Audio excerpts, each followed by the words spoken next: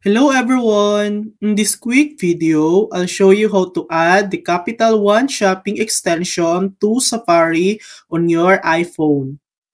First, open the App Store on your iPhone, search for Capital One Shopping, and download the official app. Once installed, go to your iPhone settings, scroll down and tap on Safari. In Safari settings, tap on Extensions, find Capital One Shopping in the list, and toggle it on.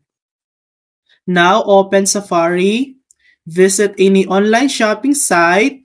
The extension will automatically find and apply coupons and discounts.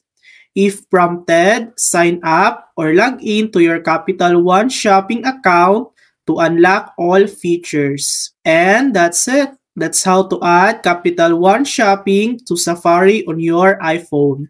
Thanks for watching. If this video helped you, please like and subscribe for more helpful tutorials.